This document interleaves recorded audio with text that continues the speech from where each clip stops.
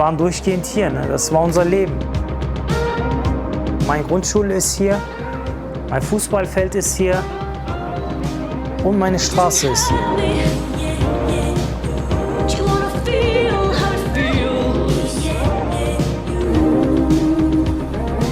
Natürlich kracht das hier mehr, es ist lauter als woanders, aber dafür ist es teilweise authentischer und schöner. Also das ist, glaube ich, die Nordstadt. Was willst du, Mann?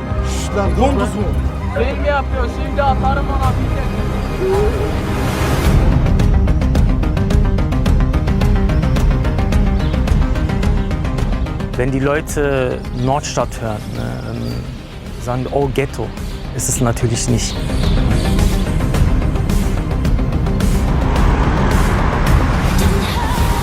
Fast schon bedrückend, wenn man manchmal so Schicksale mitbekommt, aber gleichzeitig irgendwie wieder total beeindruckend, wenn ich merke, wie Kinder dann damit umgehen, wie viel Herzlichkeit, wie viel Liebe die einem geben bzw. einfach mit sich tragen.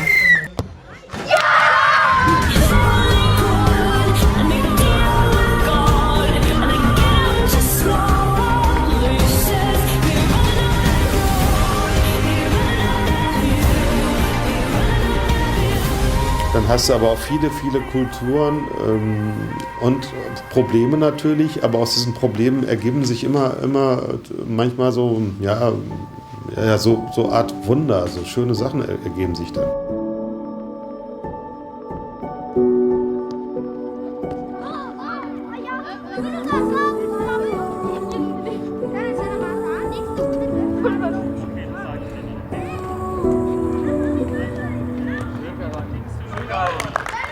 Mittwochnachmittag Training bei den Streetbolzern in der Nordstadt in Kassel.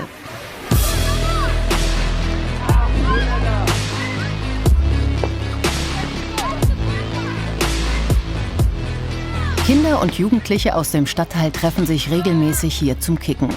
Dass sie die Plätze des städtischen Fußballstadions nutzen dürfen, war lange Zeit nicht selbstverständlich.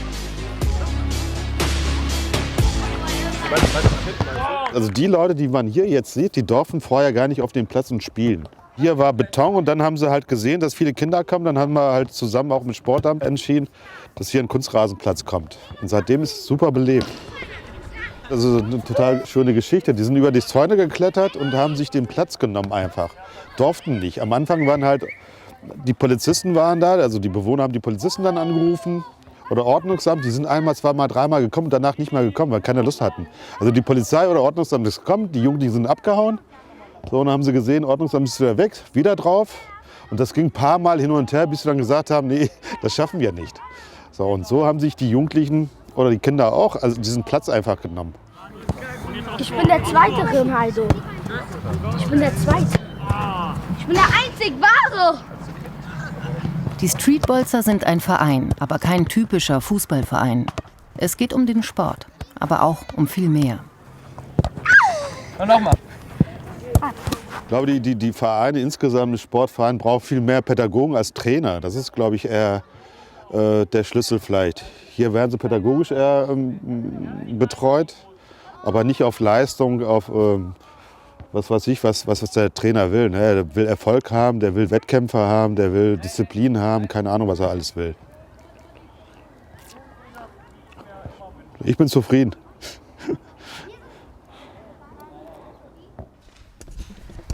Mustafa Günder und seine Mitarbeiter bei einer Besprechung im Streetbolzer Haus. Sie planen ein Turnier. 1,5 von der Stadt Kassel bezahlte Stellen gibt es, alle anderen arbeiten ehrenamtlich hier oder machen Praktikum. Rund 20 Fußballturniere organisieren sie im Jahr. Dabei wollen sie Kinder und Jugendliche aus den unterschiedlichsten Lebenswelten miteinander vernetzen. Also die Grundidee ist eigentlich, die unorganisierten Jugendlichen zu erreichen. Da, wo halt viele Nationen sind, gibt es auch ein bisschen mehr Reibung. So. Und das war einer der Gründe zu sagen, man kann solche Reibung auch durch den Straßenfußball handeln. So war die Idee. Ach stimmt, du hast ja in der Quarantäne mitgespielt. Corona ist auch auf dem Fußballplatz ein Thema. Der Blick in die Testhefte ist obligatorisch. Was? Ich habe meine doch verloren, ich finde meine. Und offenbart nicht nur den Gesundheitszustand der Kinder. Ihr müsst in die Schule gehen. Bist du? Ja, aber nur heute.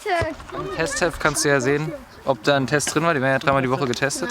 Und wenn sie ihr Testheft nicht bringen, dann weiß ich, dass sie wahrscheinlich nicht in der Schule waren.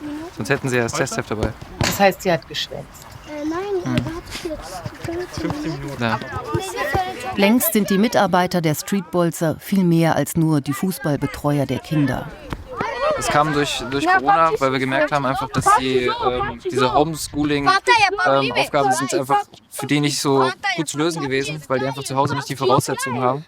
Also ein Schreibtisch zum Beispiel oder einfach einen ruhigen Raum. Und die sind teilweise auch von selber auf uns zugekommen und haben gefragt, ob wir mit denen Hausaufgaben machen können. Und dann habe ich mich da sozusagen so ein bisschen reingefuchst und habe dann auch verstanden, wie die Strukturen in der Schule sind. Und genau, und dann haben wir Mustafa auch ganz lieb mit den Hausaufgaben gemacht. Gerade bei der Ella ist es halt so, dass ich gemerkt habe, dass sie echt viel drauf hat, aber dass es sich in den Noten in der Schule irgendwie nicht wiedergespiegelt hat. Also sie hat hier irgendwie die Hausaufgaben wirklich richtig gut gemacht und hat dann irgendwie in der Schule Schwächen gehabt. Und sie ist jetzt gerade in der 4. Klasse, da geht es dann um den Schulübergang. Die Empfehlung war, sie zuerst auf die Hauptschule zu schicken und wir haben beim Gespräch dann das zumindest hinbekommen, dass sie in die Förderstufe kann. Also hat sie sozusagen nochmal 2 Jahre mehr Zeit, um sich Mühe zu geben und dann die Noten entsprechend so hinzubiegen, dass es eben nicht die Hauptschule wird, sondern wenigstens die Realschule. Edda geht nicht so gerne in den Ganztag, sie möchte lieber hier die Hausaufgaben machen und das bieten wir natürlich dann gerne für sie an. Das ist manchmal halt auch irgendwie außer der Reihe, dann machen wir es irgendwie per WhatsApp oder so nochmal abends kurz. Ich finde es einfach schade, dass man, blöd gesagt, wegen einer halben Stunde, die man abends dann sozusagen dafür nicht mehr hat, dass das Kind dann schlechte Noten schreibt und irgendwie hinten runterfällt in dem System. Das da. Nach dem Training wird meistens gemeinsam gekocht. Pizza und Salat sollen es heute sein. Das haben sich die Kinder ausdrücklich gewünscht. Danke, das ist gut. Aber du magst kein Mais. Jetzt kochst du immer mit. Was kommt in deinen Salat rein? In meinen Salat kommt erstmal das Salat. Das, ja? Ja, danach Zitrone. Ja. Und bisschen Salz. Bisschen Salz. Und dann mischen und dann schmeckt das richtig Baba. Gut. Ja. Soll ich dir noch schnell Zitronen holen gehen? Ja, aber das wäre perfekt. Was du? Dankeschön, sehr nett. Ja, wenn die Zitrone will. Wir lieben dich. Wir lieben dich. Der ist der Beste von allen. Ich mag alle, aber ihn ein bisschen mehr. Weil er so sympathisch ist. So oder so?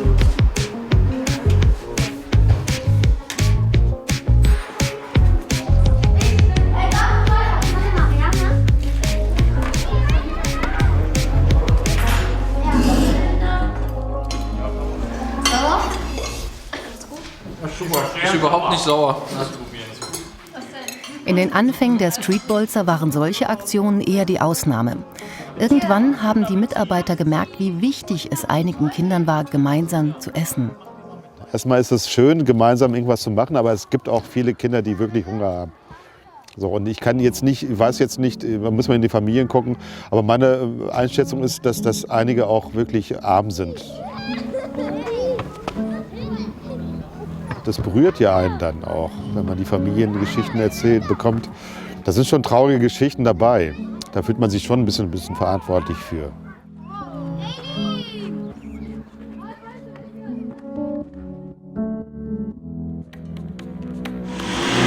Die Kasseler Nordstadt, der Bezirk mit der höchsten Einwohnerdichte und dem größten Ausländeranteil, gilt seit Jahren als sozialer Brennpunkt, als Problemviertel der Stadt. Armut, Arbeitslosigkeit, Kriminalität. Auch wenn sich an der Holländischen Straße rund um die Uni eine Art Szeneviertel gebildet hat, viele Menschen fühlen sich hier ausgegrenzt, abgehängt. Im Quartiersmanagement der Nordstadt arbeitet Umut Kaban. Als Coach berät er Menschen, die Probleme bei der Arbeits- oder Wohnungssuche haben, mit den Ämtern überfordert sind. Also wir haben jetzt einen Scheidungsfall und es geht um eine Wohnberechtigungsschein. Genau. Okay, das schreibe ich nur auf. Und machen dann ein Schreiben fertig. Ja. Suchen uns dann Firmen raus. Da hat man die Studenten, die Spaß haben möchten, ne? Die einen super schönen Park haben, wo sie sich da ausruhen. Und wenn man 2 Straßen weiter zur Nordstadt kommt, ne? Da hat man einen Familienvater, der 3 Kinder zu Hause hat, ne? Der keinen Job hat oder ein Tagelöhner ist, ne? Der mit auf die Baustelle genommen wird für einen Tag. So, da kommen die ernsthaften Probleme. Nee, ich habe dann erstmal... Corona hat die Probleme vieler, die hier in der Nordstadt leben, noch verschlimmert. Für manche geht es nicht nur um das Ausfüllen einiger Formulare, sondern um ihre Existenz. Wenn ich einen Klienten hier sitzen habe, ich weiß ganz genau, wenn er hier sitzt, ne, dann hat er nichts mehr zu lachen. Es gibt viele Leute da draußen, die viele Probleme haben, aber sich nicht trauen, rauszugehen, ne, und sich Hilfe zu holen. Das ist auch das größte Problem. Wir kriegen die Leute nicht raus. Entweder sind die eingeschüchtert, weil sie die deutsche Sprache nicht beherrschen, ne? Mangelnde Sprache, oder sie haben Angst, überhaupt, sie schämen sich, ne? Mal an die Tür zu klopfen und zu sagen, hier kannst du mir helfen. Die Menschen, die jetzt nicht in der Nordstadt leben, verstehen es nicht ganz, was hier so abgeht, ne? In der Nordstadt, wie die Leute hier leben, was die denken, ne? Wie sie handeln, wieso sie hier gelandet sind. Ne? Ja. So ein bisschen abgehängt, dieser Stadtteil, ne? Kann man sagen. Kann man sagen, denke ich schon. Ja. Ist es frustrierend manchmal, wenn das nicht gesehen wird? Es ist frustrierend, ja. Es ist frustrierend, ja. Insbesondere, wenn man auch selber aus der Nordstadt kommt, ne? Selber hier geboren, aufgewachsen ist, ne? Selber hier zur Schule gegangen ist, hier sein Studium gemacht hat. Ja.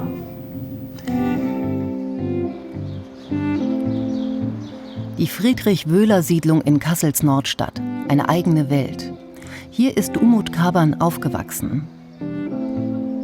Du kamst von der Schule, Ranzen weg, direkt auf die Straße Fußball spielen. Ne? So, Hausaufgaben wurden natürlich irgendwann mal gemacht, aber so waren wir.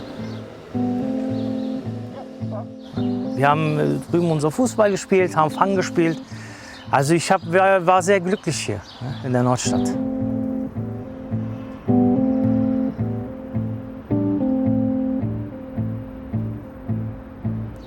Wenn die Leute Nordstadt hören, ne, dann sagen die, oh, Ghetto. Wir haben damals, nur um cool zu sein, hat man Alkohol getrunken, nur um cool zu sein, hat man Zigarette geraucht. Ich bin aus Nordstadt weggezogen, sozusagen. Und da habe ich es angefangen zu merken, ne, was das Leben hier eigentlich war, ne, wie die Leute von außen hier reinschauen. Eine türkische Familie, die hier in dieser Siedlung gewohnt hat, hat vom Türken eingekauft, Anwalt war ein Türke, ist zum türkischen Arzt gegangen, Zahnarzt war ein Türke, hat überhaupt keine Verbindung zu den, ich sag mal, zu den Deutschen gehabt. Das größte Problem war natürlich mangelnde Sprache, keine Deutschkenntnisse, ne? Da war dieser Berührungspunkt nicht da. Und von außen hat man sich auch nicht getraut, ne, einfach mal hier reinzuschauen, ne, in die Siedlung zu schauen, sozusagen, was die Leute hier machen, was für Probleme die Leute hier haben. Ne. Friedrich-Wöhler-Siedlung war eine Parallelgesellschaft für sich. Die konnten sich nach außen nicht öffnen. Und daher war damals auch die Kriminalität hier hoch, ne, in diesen Siedlungen, in diesen Gebieten. Ich kann mich zum Beispiel an meinen alten Freunden erinnern. Ich glaube, ich bin wirklich einer der wenigen, die es sozusagen aus der Friedrich-Wöhler rausgeschafft haben. Ne? Ich habe dann im Nachhinein mein Abitur gemacht, habe dann studiert. Ich sehe manchmal meine alten Freunde, ne, die es halt nicht geschafft haben. Wäre ich einmal falsch abgebogen, würde ich jetzt nicht hier stehen. Wo wärst du dann? Wenn ich ganz ehrlich bin, entweder arbeitslos oder tatsächlich im Gefängnis. Als Schüler nahm Umut die Herkunft auch in seine neue Schule mit. Es ist anders, wenn du in Wilhelmshöhe wohnst oder im vorderen Westen da hinten. Und es ist ganz anders, wenn du hier in der Nordstadt wohnst. Ich wurde direkt mit Vorurteilen konfrontiert. Direkt. Es ist ein Schlägertyp. Man hat wirklich Beleidigungen. Es war wirklich wie so ein Horrorfilm, als ich auf die Schule kam. Ist wirklich so. Und im Nachhinein habe ich mich versucht, hier selber zu integrieren. Ne? Nein, Bro. Wallah, 2 Minuten, ja? Heidi, ich küsse dich auch. So läuft das mit den kleinen Kindern heutzutage. Das ist deren Slang. Ich küsse dein Auge, ja? Ja, aber so waren wir auch. Deswegen sage ich denen jetzt nichts. Ne? Ich verstehe die Jungs, ne? Vollkommen. Ich war genauso. Aber ich habe halt, wie gesagt, Glück, dass es Menschen in meinem Leben gab, die mir auch bestimmte Richtung. Ich habe das ja nicht alles alleine gemacht. Ne? Es gab immer Menschen, die mir eine Richtung gezeigt haben. Bei Umut Kaban war es der Schulleiter, der erkannte, dass der Junge aus der Wöhler-Siedlung Hilfe braucht. Der sich für ihn einsetzte, ihm Mut zusprach. Der an ihn glaubte, aber auch ganz klar sagte, so geht es nicht weiter. Genau an diesem Ort, in diesem Büro von dem Schulleiter, habe ich gemerkt, so läuft das nicht mehr. Ne? So läuft es nicht. Auf der Straße bin ich cool, ne? Ja, mit meinen Freunden bin ich cool, aber in der Schule nützt mir das nichts. Ja, stark, cool, yeah, hier. Aber dann habe ich mich auch selber verändert.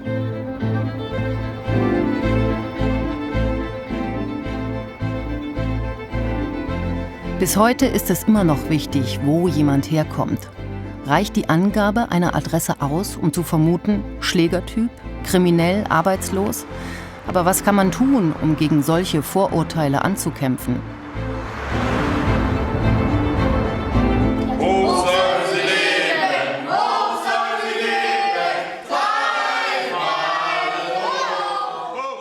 Ferienworkshop bei den Streetbolzern. Heute wird auch noch Geburtstag gefeiert.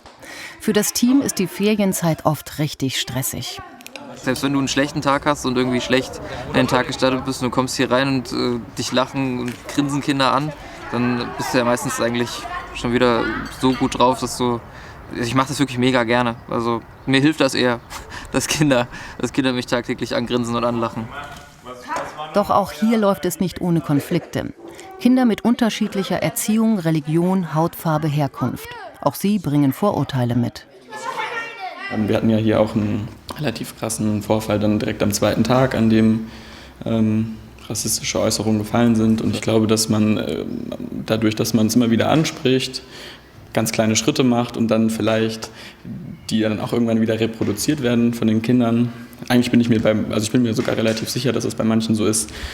Ich denke, oft sieht man es vielleicht auch nicht sofort. Das dauert dann so ein paar Tage oder die brauchen dann auch mal einen ruhigen Moment, um dann vielleicht nochmal darüber nachzudenken. Das muss ein bisschen sacken. Und dann ist es für mich immer wichtig, auch darüber zum Beispiel mit meinen Kommilitonen oder Kollegen hier drüber zu reden und das so ein bisschen zu reflektieren. Und dann gibt man sich auch gegenseitig meistens nochmal so ein bisschen Halt.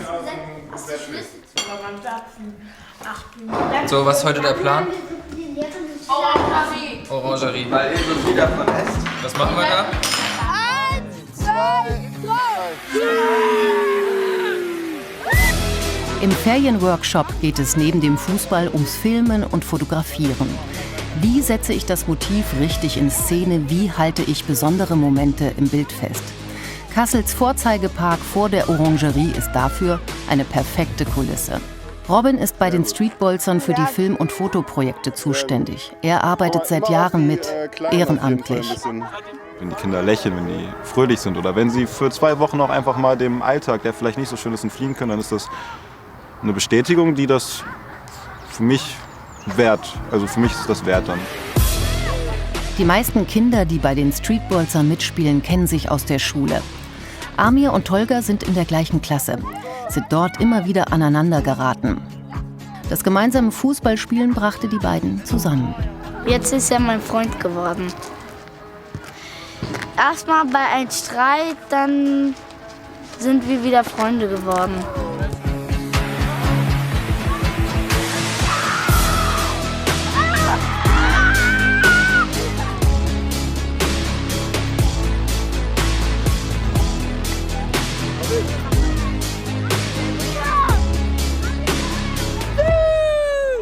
Freundschaft durch Fußball, Fair Play. Was auf dem Platz gilt, sollen die Kinder auch in ihrem Alltag leben. Einmal kommt Rob, Gretchen, dann kommt Adil, Gretchen und dann... Warum ich diese Arbeit mache, ist ja auch total interessant, weil ich gemerkt habe, der Fußball hat mir damals als Kind ganz viel gegeben. Ich konnte die Sprache nicht, aber weil ich einigermaßen Fußball spielen konnte, wurde ich anerkannt, wurde ich akzeptiert von gleichaltrigen Schülern vor allem.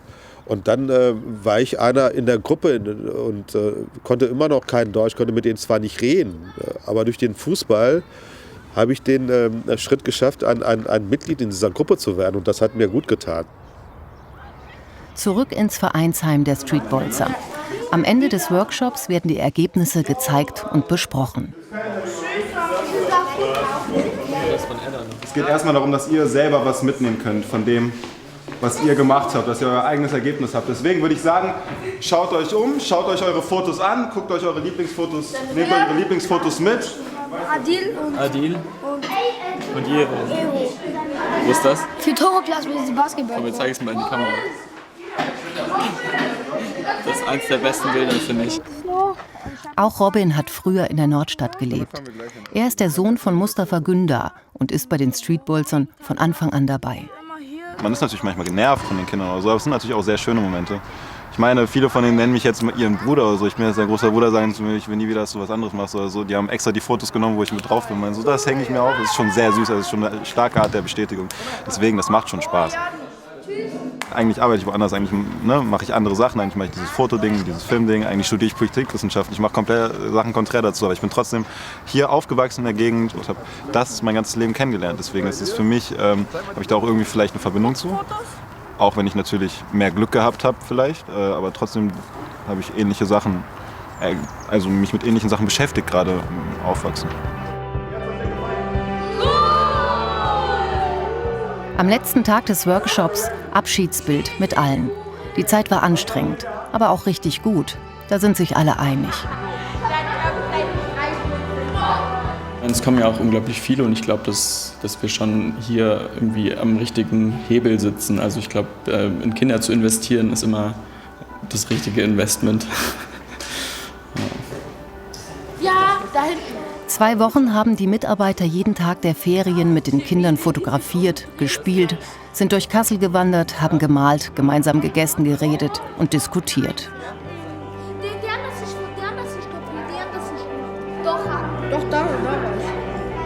Es ist erstaunlich, was für Talente sich mitbringen, ne? Die Kinder und Jugendlichen. Man sieht das nicht. Und gerade so Orte wie diese Orte wie in der Nordstadt, wo halt sehr viele Kinder und Jugendliche sind, die vielleicht ein bisschen wilder sind als andere, ne? Aber die genauso viel Talent oder noch mehr Talente haben, die sieht man nicht. Und solche Projekte geben schon den Kindern die Möglichkeit, ja, sich zu entfalten.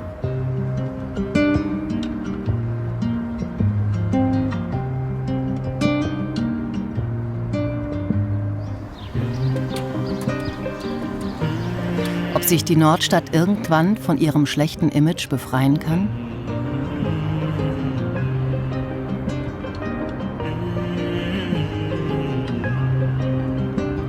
Als Tatort des NSU-Mordes an Halit Yozgat kam die Nordstadt 2006 zu trauriger Berühmtheit.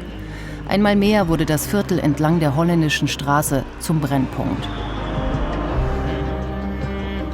Zumindest die Kunst hat die Nordstadt als coolen Standort entdeckt.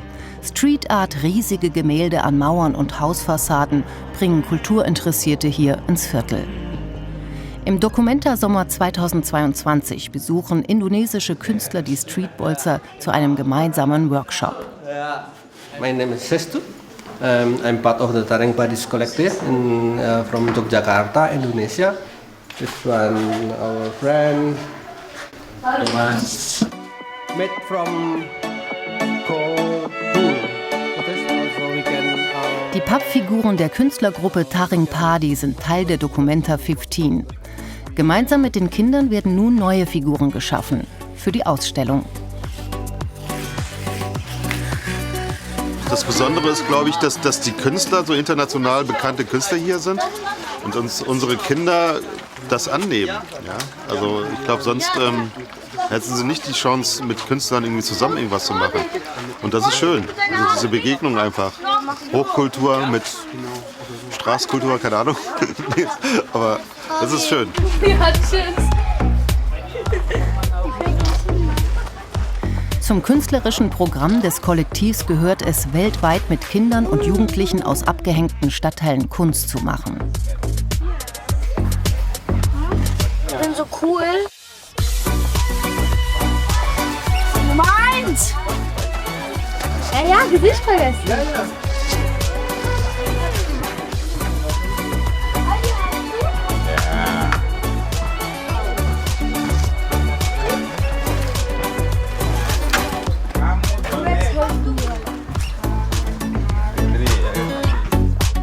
Das ist wichtig. Das ist am wichtigsten. Ich habe das ja so ein bisschen mitorganisiert und ich dachte, dass es vielleicht eine schöne Möglichkeit wäre, mal ein bisschen was anderes zu machen, ein bisschen kreativ zu werden.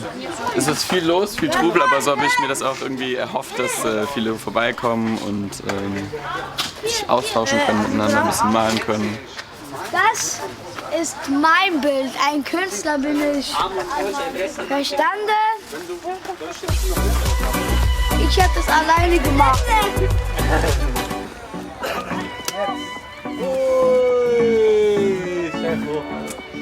Die kennen das alle von der Schule oder woanders her. Dokumente ist groß, es ist wichtig. So, aber da ist keine Berührung. So hast du die Berührung. Ich glaube, das ist schön, das ist wichtig. Auch wenn die meisten Kinder vielleicht nie an einen der Ausstellungsorte der Documenta kommen, so ein bisschen sind sie heute Teil der Kunst. Teil des ganz normalen Lebens der Stadt. Ich bin nicht krank. Wo ist der Fabi-Fall? Ja, ich habe ihn verschluckt und dann ich mir auf. Der Vier-Tore-Platz, ein Bolzplatz ein paar Straßen weiter.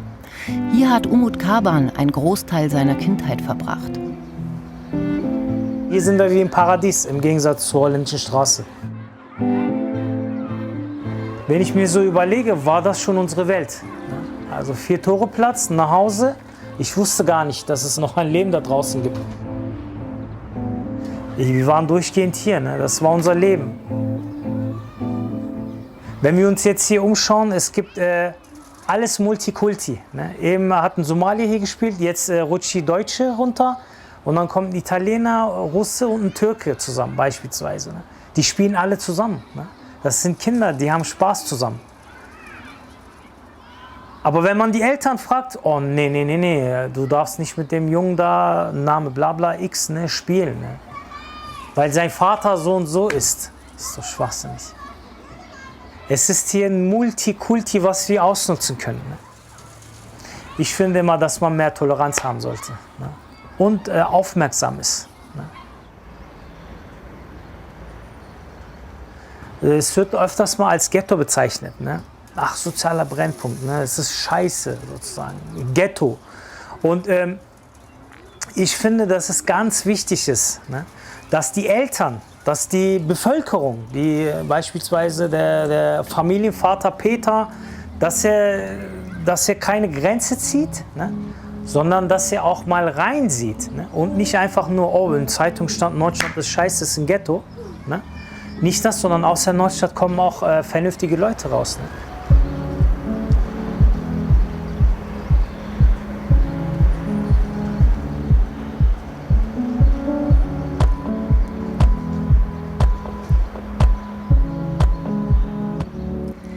Wie kann man sich befreien von den Vorurteilen, die einem begegnen? Muss man erst wegziehen, um sich zu verändern? Raus aus der Nordstadt.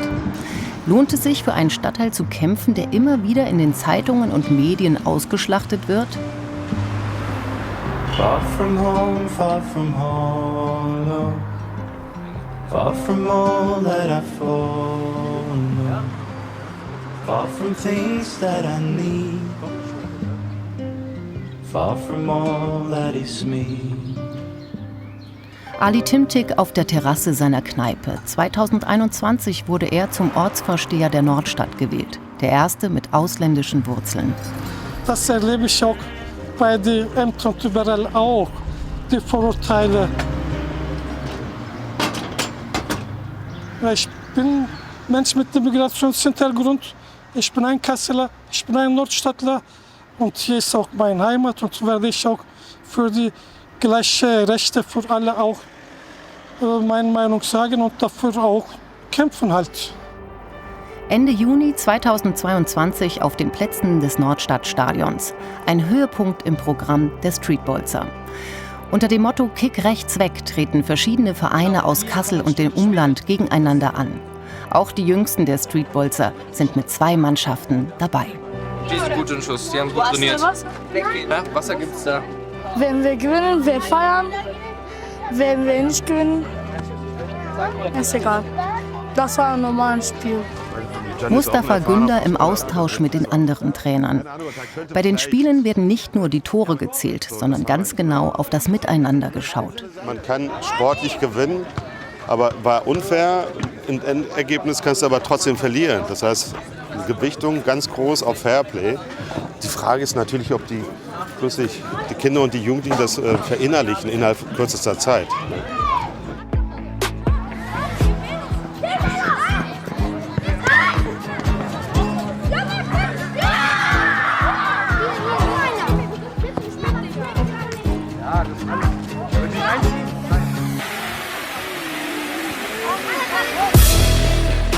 Die Regeln des Fairplays sind genau festgelegt. Wer foult oder beleidigt, muss sich entschuldigen, sonst gibt's Punktabzug. Statt Schiedsrichter gibt es Spielbeobachter, so wie Felix. Es waren auch ein paar Duelle, die nicht ganz auf Augenhöhe waren, deswegen ging es, glaube ich, auch nicht ganz so zur Sache. Es wird wahrscheinlich gegen Ende dann oder vor allem im Halbfinale, Finale dann noch mal ein bisschen härter zur Sache gehen, könnte ich mir vorstellen, aber bis jetzt ist super. 28 Mannschaften treten gegeneinander an. Die Streetbolzer sind mit die jüngsten. Am frühen Nachmittag ist das Team um Edda und Tolga mit ihren Spielen zufrieden. Wir haben 3-0 gewonnen. Wir haben nicht gefoult und wir haben gut gespielt, nicht beleidigt. Wenn jemand runterfällt, was guckst du? Wenn jemand runterfällt, dann haben wir alles gut, Entschuldigung gesagt. Ja, das war's. Dass der Verein Streetbolzer die Plätze des städtischen Stadions nutzen kann, ist für die Aktion wichtig. Früher durften sie nur die Bolzplätze im Stadtteil nutzen. Selbst große Turniere wurden sozusagen auf der Straße gespielt. Auch Umut Kaban kickte mit seinen Freunden hier draußen. Hier war ein riesen Rasenplatz, wo wir nicht drauf durften, wegen Platzwart. Es war umzäunt. Ich kann mich nur daran erinnern, wie wir ein Loch gebuddelt haben, wo wir unter Zaun geklettert sind. Machen Sie immer noch. Also ja, machen Sie noch? Ja. Am Ende haben wir dann so einen Zettel gehabt von Platzwart, wo ein Pfeil war und Eingang drauf stand. Dann hat er Türen geöffnet. Damit wir nicht sowas machen, ja. Ist cool. Kann ich mich nur erinnern. Da ist mein Bruder sogar. Na, Jungs, Nerven. Wie läuft's? Ja, ganz gut eigentlich. Läuft, Dankeschön. Läuft? Habt ihr jetzt Spiel oder was? Umut Kabans jüngerer Bruder spielt heute mit. Er kickt mit seiner Werkself.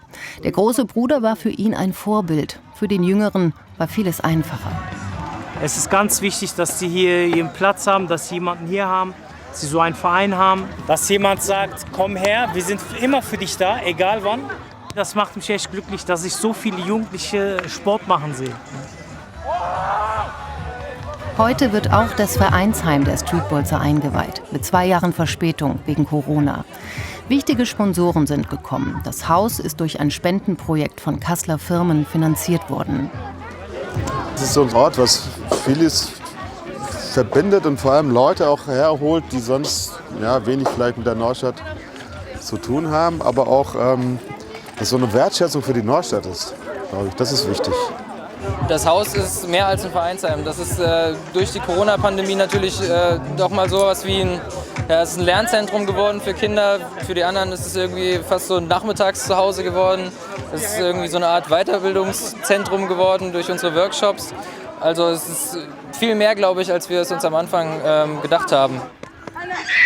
Das Turnier geht weiter. Das zweite Team der Streetbolzer muss kämpfen.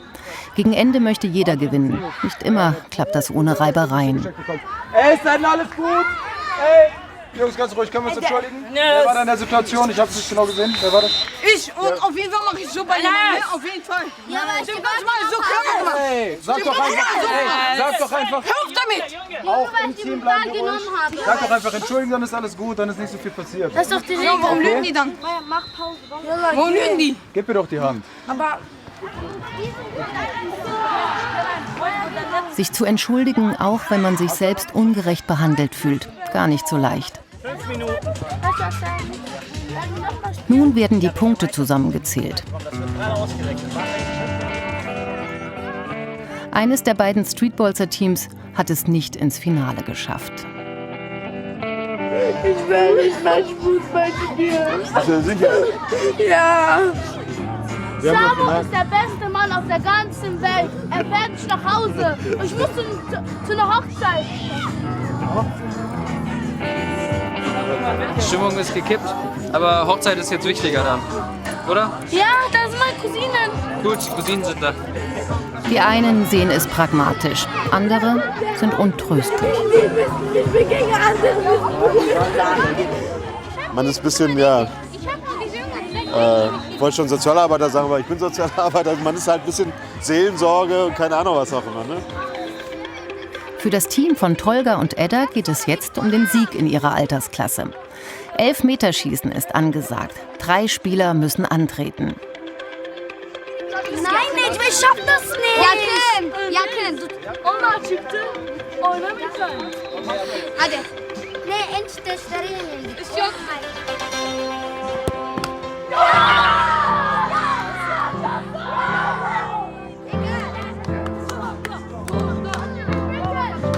Rückstand für die Streetbolzer. Egal, nicht schlimm.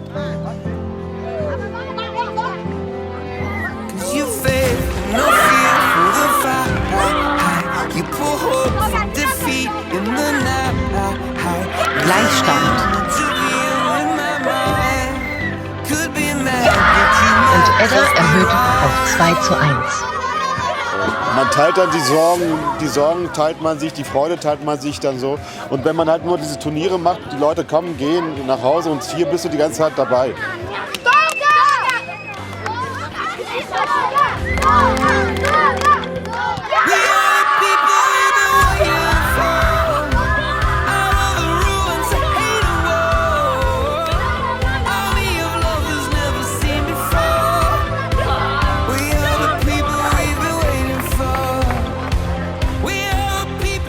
Der Siegerpokal für das Team von Edda und Tolga.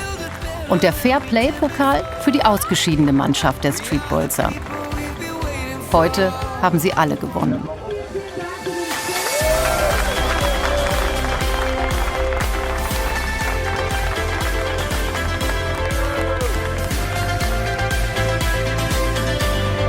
Man hat da natürlich Kinder und einige Jugendlichen sehr, sehr gern. Ne? Das ist wie, ich würde sagen, wie eine Familie schon. Man begleitet die ja 5 Jahre, 6 Jahre, 7 Jahre. Du bist so ein Teil von dieser Geschichte des Kindes. Ne? Und das ist halt schön. Das ist richtig schön, wenn du auch die Erfolge siehst. So, und das sind so Sachen, die Arbeit dir alles wieder zurückgibt. Also die ganzen Strapazen, die du dann hast.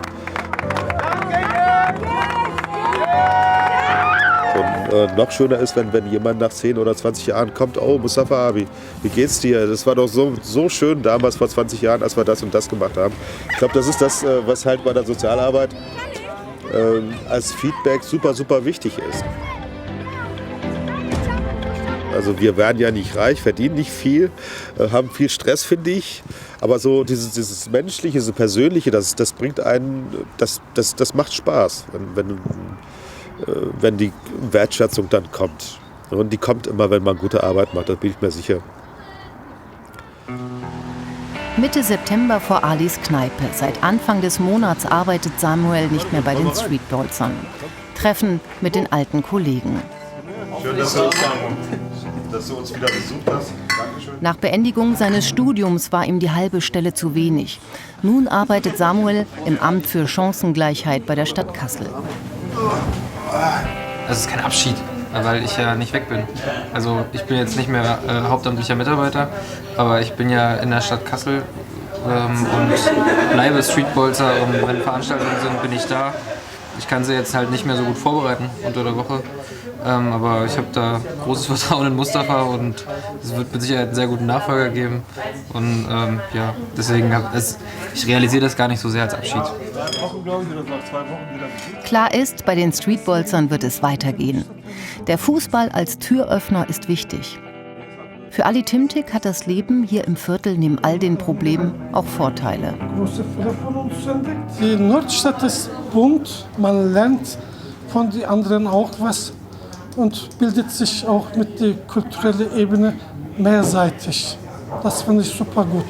Kann so miteinander gelingen? Gerade in der Nordstadt gibt es, so scheint es, viele, die sich für ihr Viertel einsetzen. Jenseits von Arbeitszeiten und Terminkalender.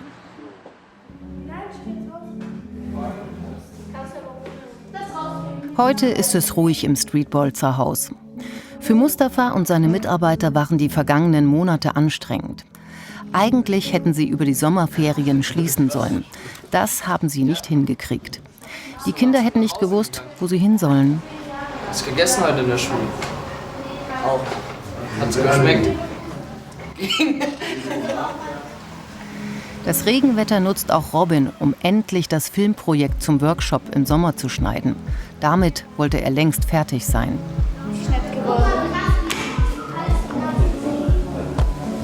Hausarbeit statt Fußball. Für die Kinder ist das heute okay.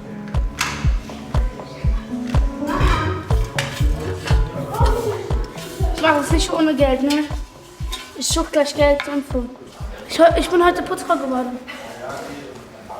Ich kann euch... Alltag im Streetbolzer Haus. Robin wird auch heute seinen Film nicht fertigstellen. Nach weniger als einer halben Stunde wird er von den Mädchen belagert. Für ihn nichts Neues. Ja, abends funktioniert es halt einfach besser, weil ich dann meine Ruhe habe und mich dann voll darauf konzentrieren kann. Ich habe das ein, zwei Mal oder nicht ein, zwei Mal, ein paar Mal auch auf jeden Fall mittags versucht, aber dann stehe ich auf einmal auf dem Fußballplatz und spiele mit den Kindern Fußball und hänge nicht mehr rum. Und dann ziehen sich die Deadlines auch alle ein bisschen nach hinten. Das ist leider nicht so. Also die Geschichte hat gezeigt, dass es nicht so oft funktioniert hat. Die hat ein bisschen darüber geredet, welche Bilder wir gemacht haben, wenn wir irgendwelche Events haben zum Beispiel. Und sonst...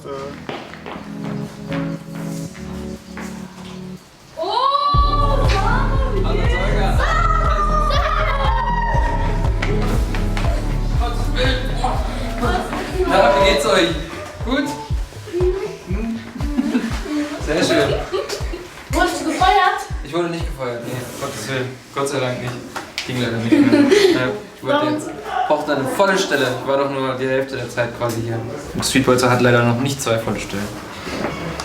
So merkt man, dass man nicht alles falsch gemacht hat.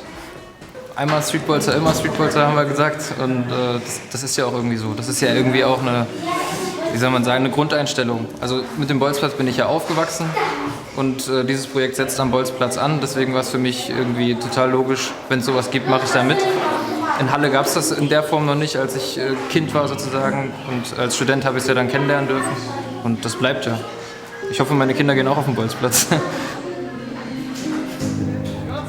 Manchmal reicht vielleicht ein Bolzplatz, um die Welt zu verändern. Oder ein Ort wie dieser, mit Menschen, die hinschauen und zuhören. Der Stadtteil ist hart. Der ist schon grob und wenn man das Schöne da rausholt, ja, also wie eine Blume im Beton oder was, dann ist es schön. Ich würde mir wünschen, dass viele Leute diesen Stadtteil vielleicht besser kennenlernen, anders betrachten, vielleicht mehr damit zu tun haben, in Interaktion treten. Und dann wäre der Stadtteil auch nicht so, wie viele das sehen oder behaupten. Also mir macht das Spaß, ich bin gerne hier. Ja, und ich mag die Leute auch. Und für mich ist dieser Stadtteil für mich sehr perfekt eigentlich.